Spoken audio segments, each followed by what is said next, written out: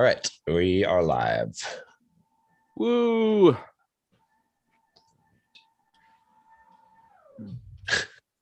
As many disappears, sinks. We're just going to talk over his head, literally. I just disappeared. So how's it going? Good. I should stand up my desk too, but I'm not going to because I'm lazy. John, did you bring your stand-up desk here or no? I bought a stand-up desk, a nice. new one. Yeah, it's nice. I need to use the stand-up part more often. I always forget that I could just stand it up. That's the keyword there in stand-up desk, stand up. Yeah. I used to stand up my desk whenever I was on a call. And then if I was actually doing any like typing work, I'd sit down. Yeah, I find that actually don't do that anymore. I'm more productive in a meeting when I can actually walk around or stand up compared to when I'm sitting. I don't get the same ideas. But when I'm sitting down to work, at times I feel like I need more focus than I need to sit down. Mm-hmm. It's hard to be super focused when I'm standing up trying to type. Makes sense. All right. What's going on, guys? Well, I did a little bit of a Father's Day promotion for Bulldog Mindset for the Platinum membership. Nothing major, but had some pretty decent results from it. We sent I think 3 or 4 emails, really light sells on there. And I'm trying to see what the results are. We shut it down too, the coupon code. So we would have gotten more sales probably, but I've been liking shutting down the coupon codes because especially we're going to run the same offer again, then people know that they need to get in. But it looks like there's 1, 2, 3, 4, 5, 6, 7, 8, 9, 10, 11, 12 platinum memberships that we sold. So nice. A little bit of a discount. Cool. So they're like $800 each. So yeah. 12 out of 4,000 members. Yeah. So so not bad. That was a good little promotion, bumped the revenue up. We sold annuals. A little promotion on annual. We did an annual. Oh yeah. How did that go? For the 100, 120, 130 members we have now, and we got 3 upgrades. So maybe it's along the same 3 upgrades for those. But then we also did a $7 month trial for the wider audience. We got 20 members out of that. So that was good. Nice. Okay. So I'm trying to compare the percentages of how it matches. You guys got 12 out of 1,000, right? But you've already offered this multiple times. Yeah. The platinum. A lot. Yeah. So, how many platinum members do you have now? I almost feel like I'm talking in a strip club. How many platinum? Let me see. Do I have? Let me see if there's a way I can check that. Okay. Probably on this sales thing. I've got a couple of different offers for it. So it looks like platinum members for one of the offers, I've got 23 that have paid $1,000, the $1,000 offer, plus 9 for the cheaper lifetime. So that's 32 plus 54 for the $7.99 offer. So I say 32 plus 54. Okay. And then 22 for the 3 pay on that. So so 108. Yeah. So that's not bad. 108. So 10% of your customers are lifetime. So that's interesting. If 108 times, I don't know what the average, let's say that the average is 800. Yeah. I think it's more closer to the 800 conservative. So 86,000 of my revenue came from platinum membership. Let's say maybe 90,000. Let's say 90,000, and my net revenue of all time for Bulldog Mindset is 478,000. So Including almost coaching or just membership? no, just membership. So a fifth of the revenue from Bulldog Mindset, from at least from the membership, is from Platinum, which is interesting. So Yeah. and Platinum's only been around for less than a year, like only for a few months. You just started in November, right? Yeah, yeah. So I guess like Ooh. 6, 7, 8 months, something like Since that. Thanksgiving. So, yeah. So yeah, so that's it. I've got some actual.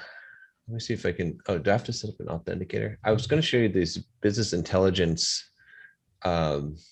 metrics that I had. It's making me set up Microsoft Authenticator though. I don't know if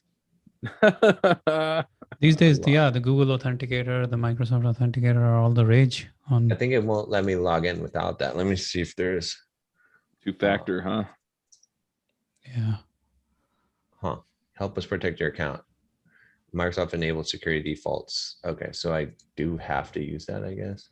Well, anyway, I got one of my coaching clients. He does business intelligence stuff, and he wanted to like create a dashboard for me, just like the metrics and stuff and the BI tools. Because he just was curious, and then he wanted to help me to grow Bulldog Mindset, and then probably promote what he's doing. And I looked at these metrics, and it's pretty interesting because it breaks it down, like all the revenue, all the sources, every cohort. You can see what the churn rate is per cohort. You can see what how much money you're making on each offer, and the attrition rate or the churn rate for the different offers, right? From monthly to yearly, right? Versus lifetime. So it becomes really clear in that scenario that it's better to do yearly memberships because the attrition rate for like after 12 months for monthly is something like 60 to 70%, but the attrition rate for yearly is only like 50%, right? So after 1 year, and then after 2 years, I think that it's similar data. Another 50%. Yeah. So so it probably makes sense to do kind of what you're saying, Manny, is 3-month offer. I've got a note to try doing a 3-month offer or potentially a 6-month, to find that sweet spot where you're making more money than than you would on the monthly. So yeah, it's like figuring out what's the best way to maximize the value and also get the users to use the damn product. But the lifetime is easily, a good deal, because lifetime membership always outstrips the customer LTV. So yeah, the lifetime is the best deal. Yeah.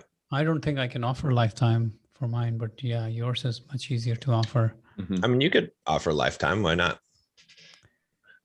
I guess. I mean, it's a service offering.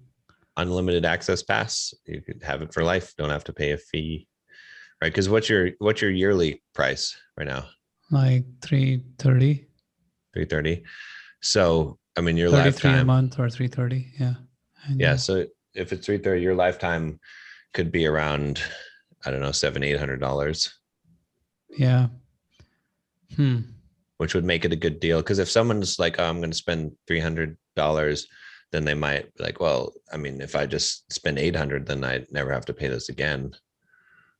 It's potential. So the only problem is that in your case, because yours is service based, it might actually be negative revenue for you to sell lifetimes, because it's hard to know now until, I mean, but I would suspect that people that are yearly on your subscription will have a very high stick rate from year to year. Because if they're using the service, then why would they drop off? You know what I mean? Like, I think you're going to get at least 2 years out of most people, maybe 3.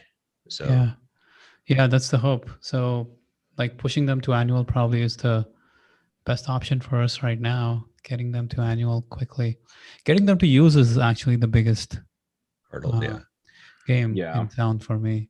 And one of the things we were talking about the Amazon gift card. So then I started thinking about it more, and I thought, oh, how about this? We make it a game for them. Basically, when you join for the first month, you pay the full pay. We'll give it to you for free. And the way it works is for every focus block you do, we'll basically credit you $1 up till the total months, the first month's amount. So for the first month, we'll basically make it free for you if you do the 33 focus blocks for that month. So it's like a game. I see. You show up, you keep getting credit. And by the end of the month, or within 2 weeks, or maybe within 1 week, you earned your $33 back. But the key there is that they have used it.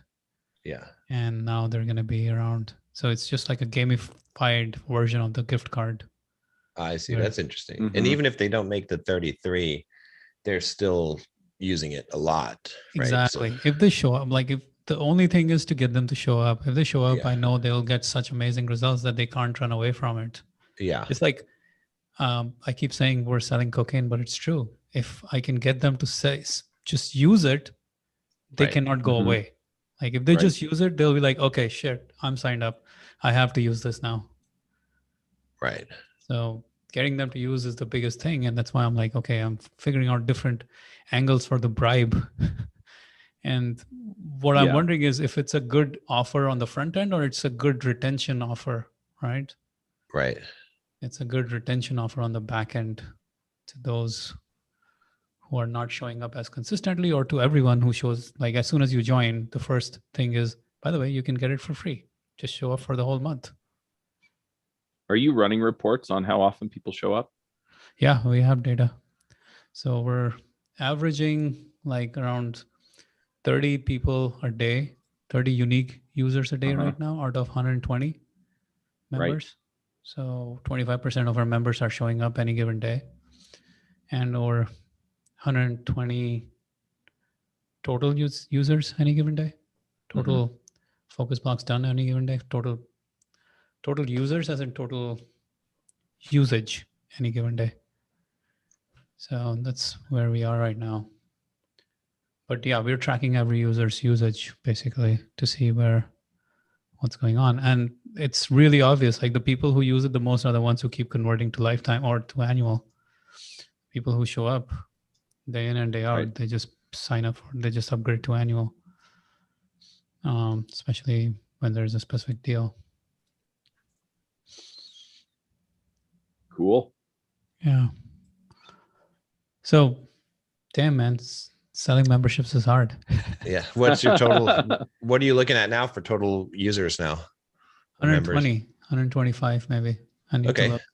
That's good. That's good. Yeah. There was 100 last week, 105 last week. So we added another 20, the Father's Day promotion. Okay.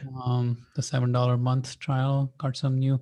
It's almost like the trial, the $7 a month trial. I'm not sure if it's a better deal than a 7-day free trial, because both have their own pros and cons. But for some reason, people like to take the $7 a month trial than the free trial. But I have a feeling that people just like new kinds of deals. Yeah. Well, I think also it has to do with the perceived value, right? Because $7 has a higher perceived value than free, right? It's like, when someone's getting a free trial, they don't associate as much value with it. Yeah, no, what I'm saying is like we always have a free trial, right? Right. But when I offered the 7-day or $7 a month trial, we got a whole bunch of new people signing up. And I'm thinking, even though you already had the free trial. Yes. Yeah. How come those people never signed up for the free trial, but they signed up for the $7 a month trial? What's the psychology behind that? It could be just message exposure. It could be just that you did a promotion, so you were in their inbox, Exactly. That's what I'm saying. Like I have been promoting this thing, but I'm wondering if it is just the fact that people like a new deal, a fresh, a different angle of a deal, rather than the same thing. The same thing, they've seen it, they don't really care for it, but a new angle or a new deal gets their attention and they take action because there's a deadline. It's the novelty plus the deadline that gets the deal. It doesn't have to be like, I'm still not clear why a free 7-day trial is worse than a $7 a month trial, but that's what people like. Can you actually tell me why do you think a free $7 trial is a worse deal than a $7 a month trial? I mean, it doesn't. The only thing I could say is that like the perceived value, right, of putting up some money, right? Yeah, but that's the thing. Yeah. Like I was giving them a deal where they didn't have to put up the money. But as soon as I got them to put up the money, we got more people signing up. So it's a very like interesting dynamic of like why people sign up when there's a different, like when I'm asking them to pay compared to when I'm giving it for free. But I mean, to be clear, it was a free week versus a $7 a month. So maybe I see. Yeah. 7 day for free trial versus a month for $7. So Yeah. I don't I know. don't know. That's why you test the offers and see. Yeah. you really have to keep testing this damn thing. Like there's no end to this madness of testing offers. Yeah, some of it's just the psychology of it, what people think about it. I'm going to test more like people who have already bought our other productivity offers. I'll give them like a customer loyalty coupon. Mhm. See how that works. Yeah, we got to do a promotion for it. I've been working on the sales pitch copy as well. So I was like, okay, I'm going to hold off till I tune it up a little more. Oh, okay. Yeah. So that's why I didn't reach out to you for that one, because I was like, okay, I need to tune this baby up. I've been writing a lot more sales copy now for this. And I'm at a point where I probably need to get another copywriter to write the copy for me because I'm tired of writing copy. Yeah. Yeah. It is very, very challenging writing copy. But yeah. We need to do a promo on the podcast too. Yeah, we need to re-record the promo. Where did you send me the last episode? Because I was looking for it. I was trying to listen to it. I was like, where did it go? Did you send it on WhatsApp or text? I think I sent it on WhatsApp and on email. I can send it again. Yeah, if you could. I was listening to it, but then it disappeared on me. I was like, okay, where did it go? That's weird. Yeah, I'll send you an email, and that way it's sticky. Yeah, thank you. But yeah, we need to line up the. Let's do it. The deal. Let's do it. Just send that over right now. Yeah, I feel like I think I didn't do a good job on that webinar. I know it's a podcast, but it's actually a webinar to me. Yeah. And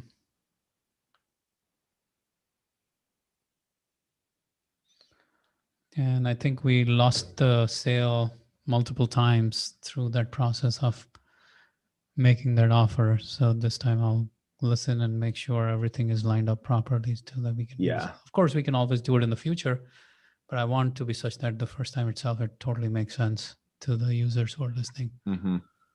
Yep. Yeah.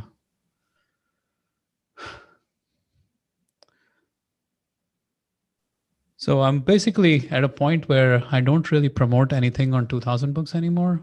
All the promotion is only for focus blocks. 2000 books is I've noticed that. All the 2000 book stuff is basically on Evergreen. So people who enter the Evergreen funnel, they are welcome to buy 2000 books products, but I don't push 2000 books products as aggressively or to even run promotions for it. And I'm not sure if it's a good idea or a bad idea, but I feel like I should probably just stick with one horse rather than confuse the audience with multiple offers. I mean, it's a good transition, right?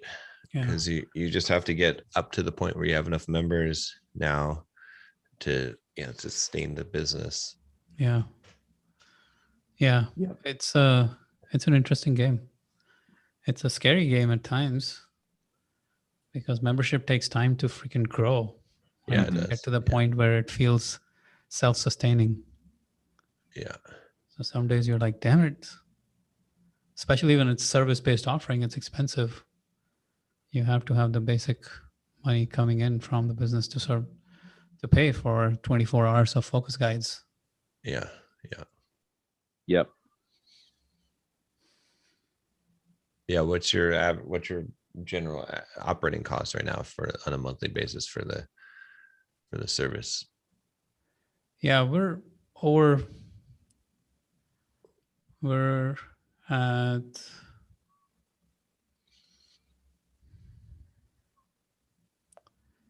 at around $4,500.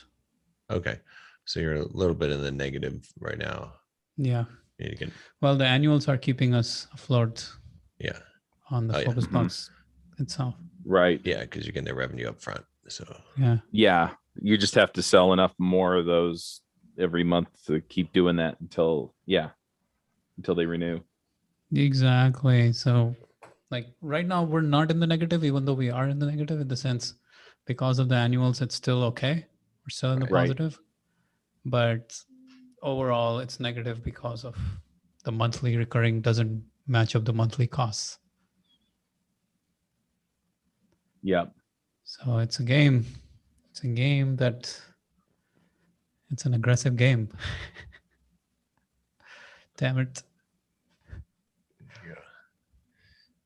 but yeah, I mean, you'll get there. It's just a matter of getting. I think I think once you can start doing affiliate promotions too, then that's Yes. gonna be Yeah. a lot.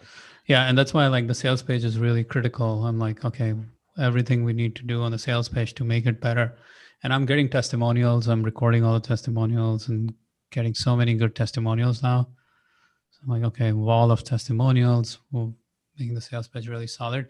And what we should do, John, before we even do an email promotion, we should do a YouTube video Yeah. promotion, kind of a how to focus, etc. promotion, because that's where we'll be able to explain the product and Mhm. sell it way more than we can do it over email. Yeah. There'll be like real live like conversation that helps people understand the product way better than a sales page will. Yeah. I could even do Yeah. potentially like work with me. That's what we should do where I that do a for live sure. stream where I'm doing a focus block for an hour. Yeah, work with me. Yep. And You they're can seeing literally it. do these anytime. You can make a promotion for this anytime Yeah. you want, right? You can just Mhm. pick the day and time and say, hey, you want to work with me? Come join me. I'll be working during these hours. Come Yeah. join me on a Right. focus block. No, I mean, I could do a YouTube video, like a live stream where I'm actually on a focus block and people can see it, you know what I mean? Before they buy it. But Yeah. Yeah, that's true too. How would you do that? You would just stream your Zoom to YouTube? yeah, exactly. Yeah. Well, how would that, like you would be on focus block Zoom and you would be on another Zoom, or how would you do it? You can't do two Zooms at the same time. No, I would just You just I mean, I log could into YouTube and just stream your own camera. yeah. It'll only stream your Zoom, not everyone Yeah. else's Zoom. Well, I could stream the entire Zoom to my channel. I mean, you could stream the entire Zoom to my channel. Yeah, but people would have to, the other participants would have to be kind of Okay with that. Oh yeah, yeah, I guess that's true. Yeah. So that would become a nightmare for us to like get permissions and all that stuff. Yeah. I mean, Yeah. I could just stream me on it, or yeah, I don't know. Maybe that wouldn't work as well. I think the easiest one would be like if you just sent an email, hey, you want to Yeah. co-work with me? Yeah. I'm doing a focus block today at 2 p.m. Eastern. Yeah. Join me. And use this link, use this coupon, and join me. Yeah. Right? Yeah. No, that makes sense. Yeah. So that one you can do any day of the month whenever you feel like it. A quick coupon with like, hey, join me for a co-working session. Yeah. And we can generate the coupon for you for that time or whatever. And you would probably get a bunch of signups just from that if you just post it somewhere where people actually check live, Right. like Instagram live or wherever you get live action, YouTube comments or YouTube community, YouTube chat. What is it? Where do you do live anything? You mean on the live stream? No, I'm saying like, where do people check anything real time? Where they chat real time is on the live stream, or Right. yeah. But live stream requires you to be there. I'm saying anything you post saying I'm gonna, like, people are checking stuff where they see it live. Probably Facebook is the only place, huh? Where it's live real time. Aside from like Discord server and stuff. Yeah. Or if you post it in your Bulldog Mindset group as well. Yeah. That probably gets the same level of, yeah, something like that would be cool. Yep. What else is going on with you, John? Like, what is new in terms of promotions? Not too much else. I mean, that is the main thing. Just been working on that. I'm trying to think what else. I was putting together a course. I need to finish up the audio for this dating course, just an audio version that this company is wanting me to put together. They're launching on their platform. It's an audio only platform. So that'll be good because then I can sell it on my platform as well. And then, yeah, I mean, that's the main. YouTube's been just tanking. I have to figure out how to bring back the YouTube because that's not good. But like, where are you getting most of your customers right now? Mostly YouTube or no, Instagram, TikTok? What's going on? Mostly YouTube. Yeah. So, yeah. So YouTube is tanking and you're getting most of them through YouTube. What's the, like, I mean, how many customers a month are you getting from YouTube now? I'm still seeing a lot of customers coming in. Let me see what the demographics or what it looks like for the month. I mean, it's just pretty much just holding steady, right? It's like, let me see if I can see the report. It's hard to by month. She wants to hook up with fake.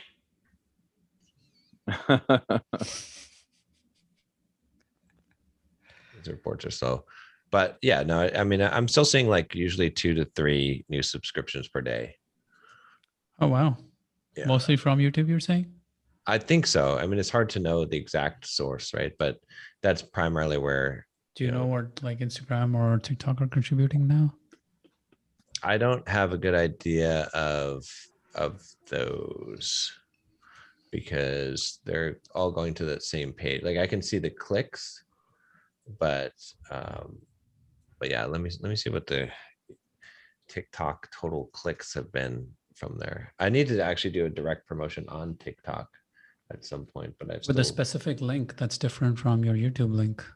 Well, it's a pretty link for TikTok, but I guess I could go to a different landing page so I could see. If that's a pretty link with a UTM parameter, then you should be able to track it, right? Yeah. Let me see. There's been 518 total clicks on the TikTok link. In the last 1 month? No, since inception, like total. That's it? Yeah. Yeah, it's not a lot. It's just a link in the bio. There's no call to action to it. So that you probably get that many links on YouTube in a week. Yeah, I mean, TikToks is not, it's still up. It still has a way to go, like to actually be worth it. How many links do you get from YouTube? I'm curious. How many clicks from YouTube?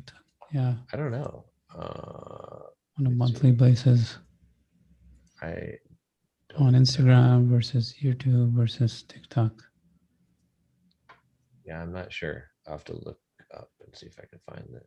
And you still doing the podcast? Which podcast? Bulldog? Yeah, that's still just going up there. It's just a YouTube channel. So yeah, it's just podcasts from the YouTube channel. How many dollars do you get from that? Let's see. I thought it was like 15,000 a month or so. Let me see. Yeah, that's not bad. Okay. Let's see. All right. Bulldog Mindset podcast.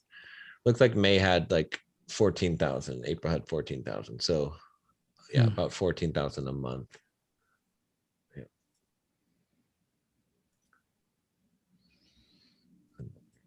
The Simple Programmer podcast still gets like 14,000 a month. Both get the same. Yeah. I haven't even added any new content on the Simple Programmer podcast in a while. Is it a YouTube channel content? It is, yeah, it's from the Simple Programmer YouTube channel. Yeah. Let's see how much this show gets. Aren't you a programmer? Yeah, we get about 3,000 a month. Dang. So there's people listening out there. If you're listening, I know you. I hear you. I see you. Yeah. 3,000. Well, the interesting thing is the people who listen, and I know some people in my coaching calls are like listeners. Some people on focus blocks are some of our listeners. People who listen, who've been listening for a while, like one of them is like, dude, that's like the best free business advice I get any given week, because I can basically tap into what you guys are up to every single time. And it's like such a good use of time. It's like a hidden secret that many people don't know about. Yeah. So YouTube is still your king, even though it's going down. Yeah. Yeah. I just need to reserve. I really need to split the channels up, like I was saying, or split up into multiple channels, and then just really revamp the content, like the focus. Because when I look at unfortunately, like the way that it's set up now is that if I don't do a dating topic, then it bombs. So basically. So you might as well just stay with dating then, or that's not your Yeah, I mean vision? that's fine, like dating and relationship type of content in terms of masculinity, but I'd like to do the other content. I just need to potentially have it separated onto different channels. I think the fitness stuff I've pretty much just avoided, so maybe I can kind of cut that part out of the actual YouTube part of it. So maybe relationships and money. Yeah. Business and relationships, basically. Yeah. Make money, fuck bitches. That'd be the new channel name. Apparently. And that would have if you could actually name it, it probably would have a lot of following. That's true. I guess it would. But or you can get a domain name. Yeah. I think that domain name is taken. Let me see. Make money. I mean, it says site can't be reached. So maybe not. Let's see.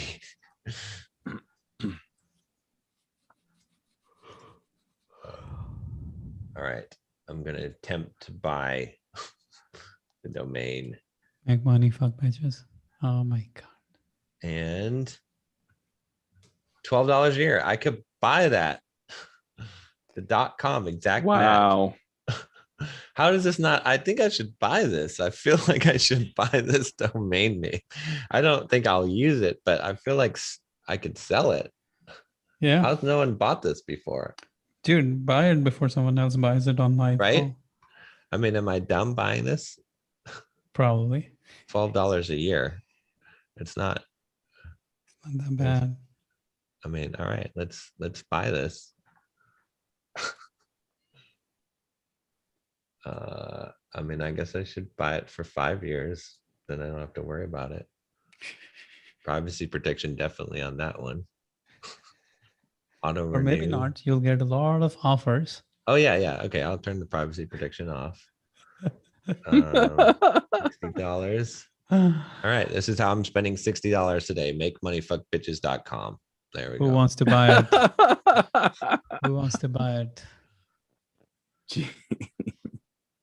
Every strip club owner out there who thinks they can sell a course on how to become a strip club owner, you need this domain name. Maybe I should use it for a promotion. I'll be like, just go to MakeMoneyFuckBitches.com and you will get $100 discount off of your membership. Off your platinum membership. Yeah. There you go. Platinum. There we go. I own MakeMoneyFuckBitches.com. I'm Oh my God. So anyone No, listening, if you want to buy it, you out can of the buy it from 3,000 me. listeners of programmers, I'm pretty sure 2,800 are strip club owners anyways. So they're probably lining up to get in now. Oh my Now I'm God. gonna get sued for like a trademark infringement because someone's gonna be like, I own the phrase. I actually own the phrase "make money, fuck bitches." So Yeah, right. like, What are you gonna do now with this YouTube / Instagram / TikTok / podcast? I don't even know. Podcast is the sleeper there, but 14,000 downloads ain't small. Yeah, I don't know. I mean, I'm still getting People listen traffic to podcasts for hours. People don't watch YouTube for hours, basically. I think part of my problem too is that the YouTube channel that I think YouTube does take into account your subscriber to view ratio, and then you get fucked. Penalized. Yeah. So I wish I could get people to unsubscribe from the channel. So, but that's the whole argument for making a new channel too, right? Is then I won't have that issue. I can have a high ratio channel. Although, I do have a Bulldog Mindset Clips channel. The Russian channel has 4,000 subscribers, by the way. It's been growing, but the Clips channel has 1,600 subscribers, and it has a high view count to subscriber ratio. So it just won't grow very fast. Yeah, I mean, or you can run ads. Run ads to what? To the YouTube. I know. I YouTube to offer. Well, so Tim is actually working on a new offer for Bulldog Mindset. So he's got a new thing called let me see what he called it. He called it the Bulldog Mindset Reprogram Method. And what it has in here is he's been putting this together himself. It's a bunch of the videos from the membership, like on different things on Mindset Fitness, like just a few of them, right? Like 4 videos plus a bonus video, and then fitness ones, and then actually he's got a lot of videos in there. I wonder why he put. Oh, I see. He's got only so many of them published. Okay. I see what he's doing.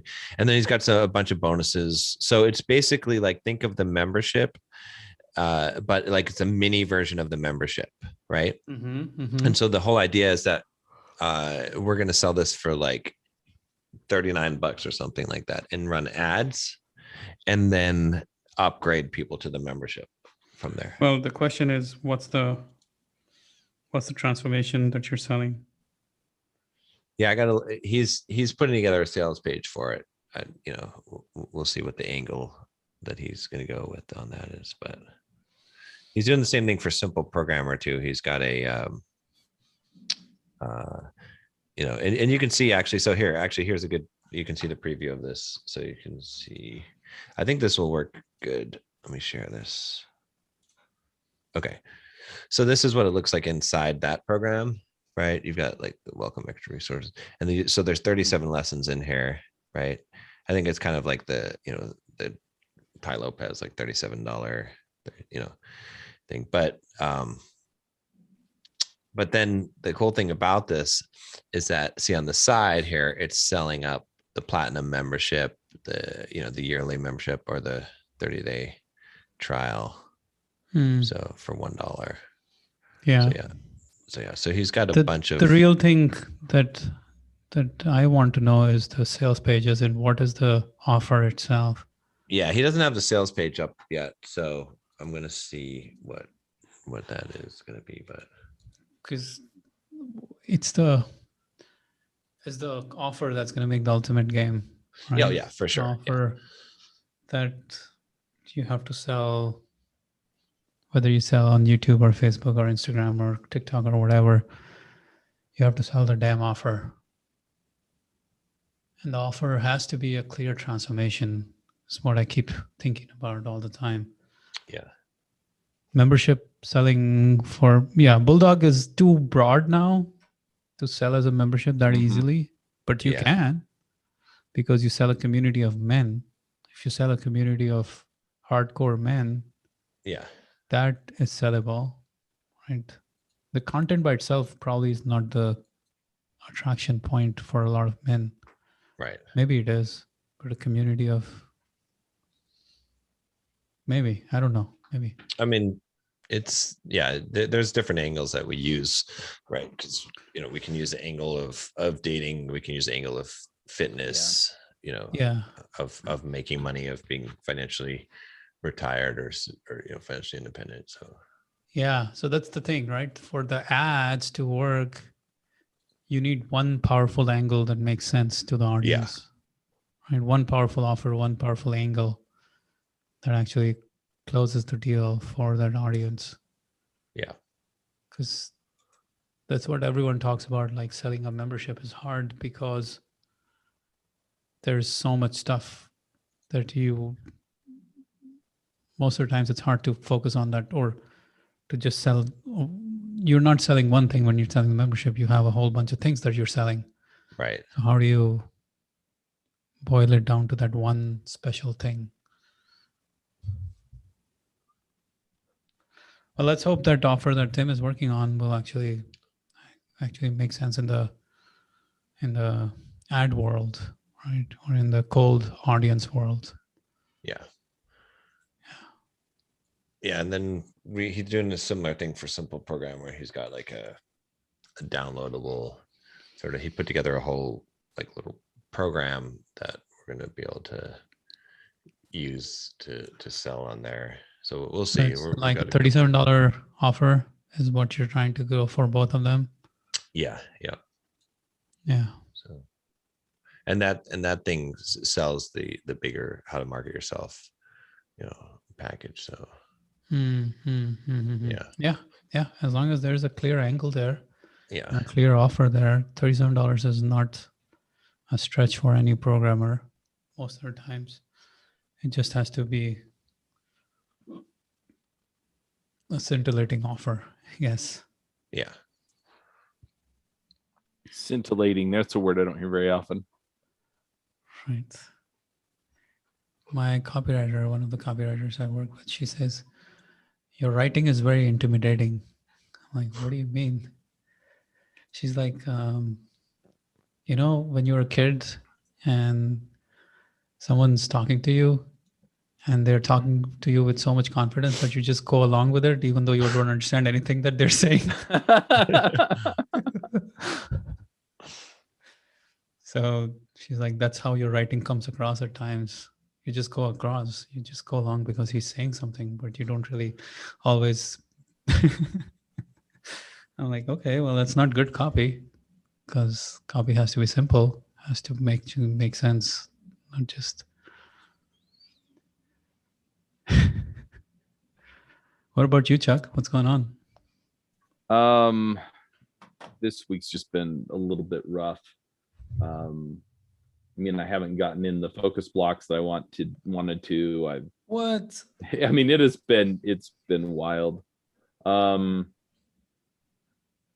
woke up a couple of mornings with tension headaches, and that's kind of my time to do a lot of this stuff. And then, I did reach out to a bunch of folks yesterday evening because I had some time to just sit down and do it. So I'm hoping to get some of those lined up this next week for calls. And then, I'm really just working to stay on top of dev influencers and make sure that those are, concise messages that lead to, hey, go apply. But I am getting more applications since changing the format up a little bit and doing that. So good. Yeah. That's super critical. I think what we were talking about at the time, like content for the sake of content is never enough. It has to be very intentional. Well, I think what drove that home was when we did the episode or the bonus episode for focus blocks, and I was kind of talking about some of the other stuff, and I realized, if I get focused, right, if I have the tangent, I can make a note of it and I can do another episode and tie it in somehow. But I need to stay focused on my message, especially since I'm only doing 10-minute episodes, to make sure that it's driving toward the main point and then allowing me to say, hey, do the accelerator. And then the next time it's like, okay, I had the tangent. Now I'm, but this tangent drives a different angle. Are you still doing these like off the cuff, or do you go with notes? How do you do this? I've basically, so I get the topic and then I just usually just jot down a couple of points, talk about this, tell the story, talk about this, do the pitch. You should consider mind mapping that damn thing, that episode. You should mind map it. Yeah. Node, subnode, story, blah, blah, blah. Yeah. You will have a much easier flow and much easier map of your. If I do that, what I'll probably wind up doing is just having a theme for each week. Yeah. Because I can probably mind map out enough to, put together like 5, 6, 7 episodes. Yeah, that's how I would do it. You would mind map, you would set aside a couple of focus blocks and mind map a month's worth of content and a couple of focus blocks, and then go for it, record it. Well, the other thing that occurs to me is if I'm doing that, then I can actually sit down and effectively the week's episodes are a webinar in 7 parts, right? Or 8 parts or 10, however long it takes me, but effectively just do that. And so I just stay on message for that. And I can just let people know, hey, this week we're talking about this, here's the deal, and then the next set of episodes, let them know, okay, now we're going to focus on this other area, but just make sure that I'm giving them the opportunity to go sign up for the accelerator every week or every day. You have to make that call very clearly, and you have to. So it's almost like here's the format I would use every single time for what you're trying to do here. And John might have some ideas about it as well, but this is what I would say. You have to hook them with a very interesting angle, like something that really grabs their attention. Right. So hook them with like a counterintuitive idea or a curiosity based something that really gets them going. Then you have to introduce whatever you're going to talk about, maybe not even like a clear direct, like depending on the hook, you have an intro and then you have 3 points that you talk about. But those 3 points in some ways ultimately lead to the call to action that gets them to sign up for the strategy call. So hook, body, conclusion is the big picture framework, but the hook has to be super powerful for them to stick around the whole episode and to get them to come to your call to action at the end of it. And you must map that out every single time. It shouldn't, like the hook shouldn't be like the thing you think about on the fly when you're recording the episode. It should be very clearly defined. Even the title of the episode has to be clearly defined, because the better your title, the more downloads you'll get. Remember, like I literally obsessed over the title of the Double Your Productivity one for, I probably wrote 5 different titles for that before I decided, okay, this is the title, before actually this was going to be the title. And that's the thing. You need a good title, a good hook, and that should all lead to the call to action every single time. Nope, I agree. You have to treat it like a very specific sales message. Even though it's content, it's a sales message. Yep. No, that makes a lot of sense. Yeah, it should never be rambling because people tune out and then they don't come back. Yeah. Right. It should be like teach, and then sell. Hook, teach, sell. Hook, teach, sell. Hook, teach, sell. Yep. The HTC method. Yeah. When are you guys going to come back for Focus Blocks? John, let's do some co-working sessions together, all of us. Yeah, I know. This week or next week, I guess it'll be. What time? Let's put it on the calendar. We'll do it on Monday. Let me see. All of us. I mean, all 3 of us. I might jump on like on Sunday too. Sunday, it's mostly bonus. It's not necessarily scheduled. But Monday through Friday is 22 hours. I mean, Monday. Okay, what time? I've only got like one meeting during Monday. About 11 a.m. my time, so 8 a.m. your time. Okay, that's usually my copywriter hour. But after that, you said so like 12 or so 9 a.m. your time. I'm saying 8 to 9 is my copywriter hour. I'm usually on a call with my copywriter at the time. Oh, okay. Then let's do Monday. Let's do 9 then. Okay. Which should be 10, 11, 12 for me. Okay. All right, I'll put it on the calendar. Focus block. Let's do it. Yeah, what I'd like to do is just start. I need to get my schedule back on track, but every morning, like just hitting like 4 focus blocks Yeah. at the beginning of the morning. What time do you start usually? Because that's what I've been doing. It's been like the best thing with that regard. Yeah, I haven't had a consistent start since I moved. I need to get back on track. I need to revamp my schedule. Everything's been kind of haywire. So yeah, man. Dude, like that's one of the reasons, like when I talk to our customers, a lot of times they say, hey, by myself, it's easy to like just start whenever I feel like it. Right. But with focus blocks, it's like, okay, I know I have a specific time when I'm going to start at the hour. So I just show up and then it gets done. Exactly. So you guys schedule that when I have other calls. I have Adventures in Angular right then. So we'd have to do it a couple hours later if you want me on too. Well, you keep joining. Yeah. I can do like later too. So we can do multiple focus blocks. And as John, as you were saying, like you want to start earlier in the day. I'm usually on at 6 a.m. So why don't you jump on at 9 a.m. on any given day? Okay. Yeah. And let's do it. Yeah. Okay. Yeah. Because I'd like to set up my schedule. Ideally, I think where I'm starting the day at maybe like 7 a.m. Yeah. And then, if I can do 7, 8, 9, 10, I really only need to put in on Mondays and Wednesdays, I probably put in longer days. But just a few hours every day. That's all I really need. So so let's have you come on like 7 to 10, and I will be there by 7 a.m. your time. What time do you usually start your work?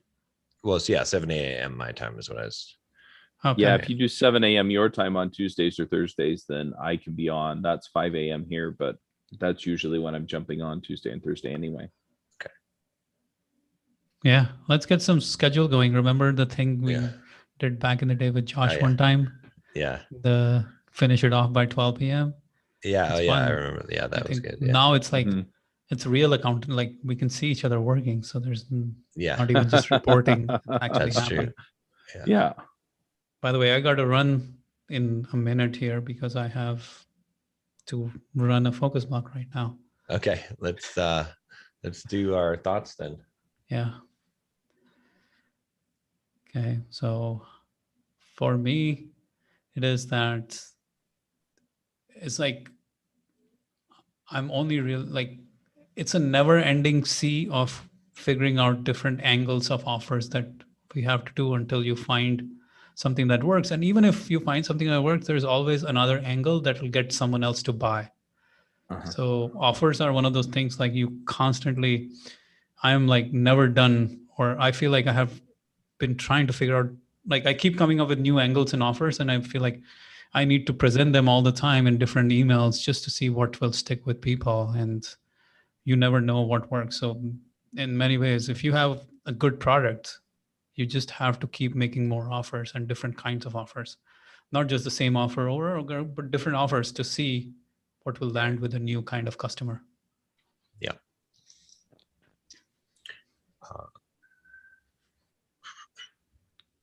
I guess mine would be, pick the right battles to fight, right? Don't fight every battle. Don't try and pick the right specific ones and let the other things drop, because you only have so much energy, you only have so much focus and resources, and so you have to use your resources wisely and figure out which battle is the one that you should be fighting that's going to make a difference. So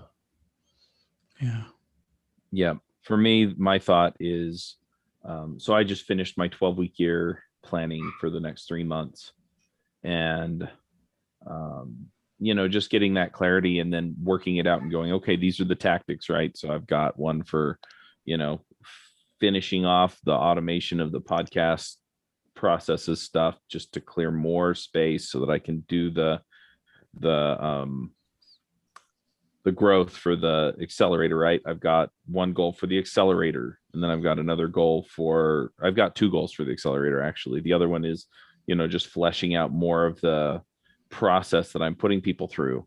and, being deliberate about what I'm asking them, what I'm checking in on, what I'm pushing them forward to and things like that. And just by having that, it really just clarified, okay, this is the stuff I got to get done every week. Right. And so then I can put that into focus blocks and I can make it happen. And boy, that opened my eyes to a whole bunch of stuff. I'm like, oh yeah, I need to focus on this. I need to be thinking about this. And it's really kind of cleared a whole bunch of stuff up for me that way. So, yeah. All right, guys, I am going to run. And See you I'll guys next see you week. guys on the focus block. Yeah, on the focus block. Yeah. All right. Take care.